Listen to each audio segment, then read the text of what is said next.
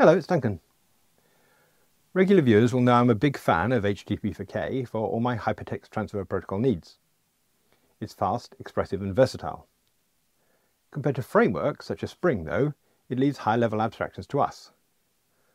A Spring controller allows us to use annotations to map a method to an HTTP root and verb, extract parameters and convert them to domain types, and map results back to an HTTP response. We can do those things in HttpH4k, but the actual wiring is not declarative. We have to work out where to do it. The code we're going to refactor today has lots of HTTP handlers, and so we've got to the stage where we can look at the ways that it's using HttpH4k and try to express in software the patterns we see. Can we find a way to separate the concerns of HTTP mapping from our application logic? Or, put another way, can we reproduce Spring's automagic, but in a way that we own and understand?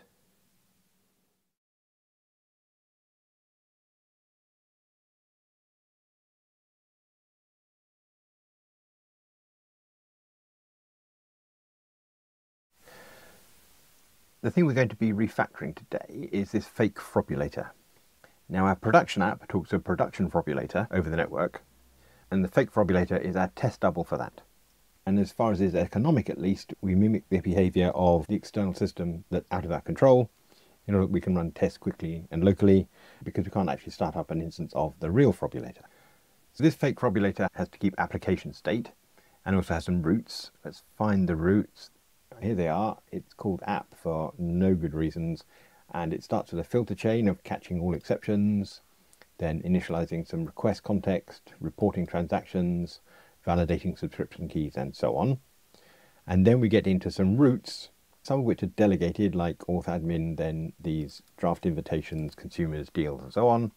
And a couple of which here are directly expressed. So let's have a look at this one. This is authentication client auth and then handle company. Oh, and that's actually just here, look. So HttpH4k will bind any requests on /companies with an ID to a GET. It'll pass the request into here. And then in here, you can see we extract the ID from the path. That's this bit here. And in this case, we just return fake data. We've got this AnyState agent. Where's that? There it is. So that's just canned data. But we want to pretend that that canned data has the actual ID that we've asked for here. We've extracted from the request. So we get canned data and we copy it, changing the ID. And then we use another lens, this auto body of the company, to put a JSON representation of AnyState agent into the body of the response. Now, before I go on, I should say that we've got some tests. Let's just run them all. This is clean test. It's quite a big project, and you'll see that there are lots and lots and lots and lots of tests, many of which actually use this fake, so that running the test isn't a bad test of the fake. Given they take so long though, we've also got just running the tests without cleaning, in which case, as we saw there, Gradle will run no test because we haven't made any changes. So I propose to trust Gradle working out the dependencies properly so that it runs the right tests, but every now and again we'll run all the tests just in case. Looking back here, you can see that we have a problem that I typically see in HttpH4k applications, which is that handling the request is complicated enough that we've pulled it into a separate function. But then this is doing three things. It's getting information out of the request. That's this bit here. And arguably, I think we should move them like that. This is passing the information we need to satisfy the request. This bit here is actually the business logic. And then using the lens to populate the response is just HTTP plumbing. But pretty much every request will have that same form. So what I'd like to do is formalize the plumbing bits, make them declarative, so that we can concentrate on the business logic bit, albeit there's not actually much business logic in here. So to make that real in software, what I'm going to do is I'm going to extract a function out of the business logic. So we'll extract a method, and we're going to call this, well, you know, the AI suggestion of get your state agent by ID isn't a bad one. Okay, now to further show the structure, we're going to pull this thing out as the result. So that we're just going to call result. Now I'm not sure of a good refactor for this, but I want to generalize this by using get your state agent by ID as a function. So I'm just going to type it in here. I'm going to say val f is our get estate agent by ID, in which case I could call it in there. And now we can move the static things of these to the top, leaving just the logic. So this lens is a static thing, but this is dynamic. It happens every time we request. This f is a static thing, so we can move that up. This body lens is also a static thing, so we can move that up. And now let's look at the type of these things. So this ID, we know it's a lens. In fact, it's a BiDi path lens. But the thing we're really interested in is that it's a function from request to UUID. What about our function? Well, that is a function from UUID to FakeFrobulator company. And this final lens, the body lens, we got some options here, but the one we're interested in is that it's an injector. It injects a FakeFrobulator company into an HTTP message. And now looked at this way, we're not really interested in the fact that this is a company ID. We're just interested in its type. So I'm going to take this away, and I'm going to inline this bit. So now we have some ways of marshalling data and some logic. What happens when we get a request? That seems like a good place to run the test, so let's do that. Well, lots of tests run and passed. Good. Now what I want to do is find a way of constructing a handler generically. And I don't know a better way of doing this. What I'm going to say is, what if this thing here, this generic bit, was a lambda? So I'm going to say val thing is a lambda. And then this whole method is the result of just invoking thing. And we can't have return in lambda, at least not like that. So we'll put return thing in there. So thing, if we look at its type, takes nothing and returns a response, but we want it to take a request. That would make it a handler. And in order to do that, we could say that this is the parameter of the lambda. And now that request there binds there instead. But now we'd have to provide this request in there. So that's logically the same thing. We just built a block out of the action parts of our function. Now, though, we're going to take this code and make a method out of it. And now the compiler is a bit confused because it doesn't know the type of this, but we can tell it, hey, you are returning a function that takes a request and returns a response. We can check that here. There we go. Now the nice thing about this function is it doesn't really care about any of these types. So we can say refactored this and extract a type parameter. And that UUID, that's the input to our domain function. This get estate agent by ID at the moment. So I'm going to take that UUID and I'm going to introduce it here as a type parameter to this function. And T is a good enough name as any. And you can see that IntelliJ said, well, there's another UUID. Is that the same type? And the answer is, well, yes, it is actually. But at this point, we don't actually care it's the UUID at all. So we can take that away. And there's a sort of residual thing here that we can remove. Does that compile and run? Well, I think if it compiles, it's probably the same thing. But we're good. And now let's do the same with the next type. That isn't request, because we always want request and response, because we want this to be request to response, an HTTP handler. But this thing here, Frobulator company, that's our next type. So I'm going to go to here and say extract a type parameter from FakeFrobulator company to this function. And I'm going to call that not U, but R for the return type. That's the return type from our domain function here. And again, it appears in one place and another. So I'm going to say yes. And again, I don't care about FakeFrobulator company. Any TNR will do. And again, we can remove them from here.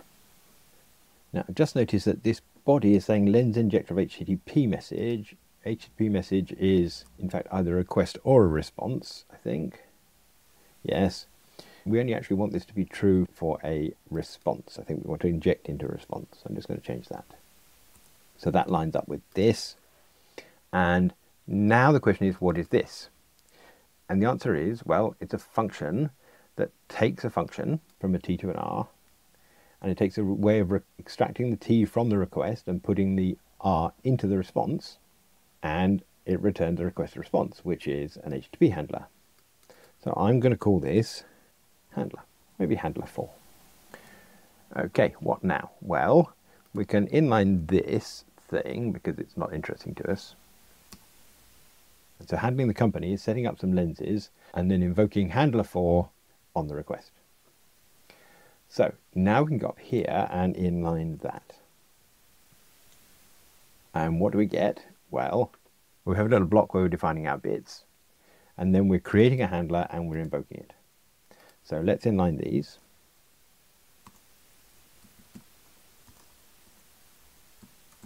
And that. And now what we have is we have a lambda here that's our handler, and every time it's invoked with a request, we're going to build a handler, and then we are going to pass it to it. But we don't need to build a handler every time, because this is entirely static. So we should just be able to say, in fact, take this block away. I'm going to replace it with a bracket just to make things compile. That bracket goes there, and we can take away that. Does that run?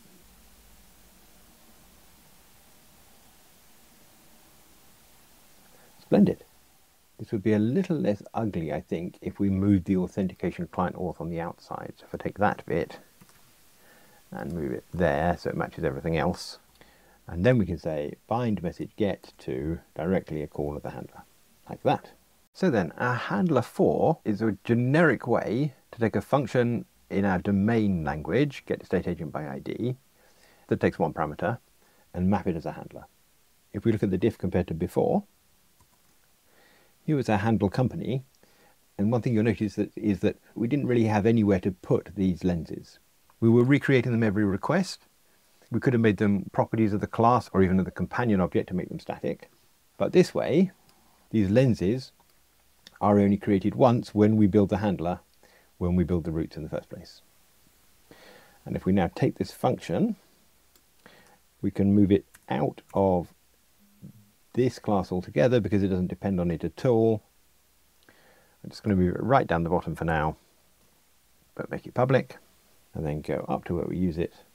And I think maybe that's a good place to check in with extract handlerFor function. Good. So having another plausible thing, let's see whether it works in other cases. And there's one staring me in the face here, handle file. I'm going to start by moving the client auth as we did last time, just to make things a bit simpler to start with. So that would be client auth, then bind the method get to handle file. And I think this would lay out a little bit better, like that.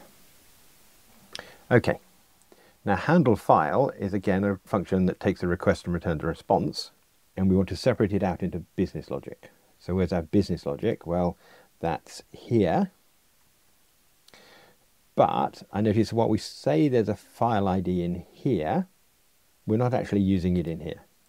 That's because we're always retaining the same file because this is just a test server. I think that we can push that fakeness down the stack a bit. So let's take this thing and say this is our business logic. So make a method out of that. And we will call it get file by ID to match the one at the top.